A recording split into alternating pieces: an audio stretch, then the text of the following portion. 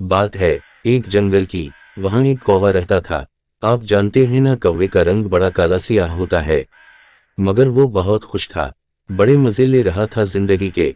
तरह तरह के खाने खाता, रात होती तो किसी भी खुशबूदार दरख्त पर जाकर रात बसर करता। कौवा मजे कर रहा था अपनी जिंदगी में। एक सुबह वो करीबी गांव में सैर करने गया।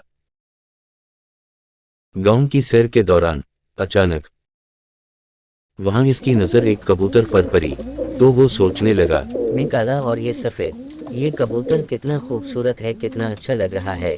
मुझसे ज्यादा खुश ये होगा। उसी बेचैनी की हालत में कौवा कबूतर के घर में चला गया और कौवे ने कबूतर को सलाम कही। अस्सलामु अलैकुम कबूतर भाई, कैसे हैं? वालेकुम अस्सलाम। कौवा भाई, मैं अल्लाह पाक के फजल से अच्छा हूँ। आपका मेरे घर आना कैसे हुआ? फिर कौवे ने अपनी सारी बातें बयान की। कबूतर ने कहा, पहले मैं भी यही समझता था, मगर जब मैंने तोते को देखा तो हैरान हो गया। इसके पास मुझसे ज्यादा रंग हैं। वो मुझसे ज्यादा खुश होगा। वो मुझसे ज्यादा जिंदगी के मजे ले रहा है। इसके बाद कबूतर और कौवा वहां से उड़े और तोते के पास चले गए। तोता एक दरख्त की ठानी पर बैठा हुआ था। वो उन दोनों को देखकर उनसे मिले नीचे आया और दोनों को सलाम की और आन दोनों को अपने साथ अपने घर के अंदर ले गया और खामोशी से उनकी बात सुनी। फिर तोते ने कहा, पहले मैं भी यही समझता था, मगर जब मैंने मोर को देखा तो हैरान हो गया। वो तो सारे रंग लिए हुए है। इसके पास हम तीनों से भी ज्यादा रंग हैं। वो हम सबसे ज्यादा खुश होगा। ये बात बताने के बाद वो उन दोनों को लेकर इस महल की तरफ चला गया जहां पर मोर कैद में रहता था।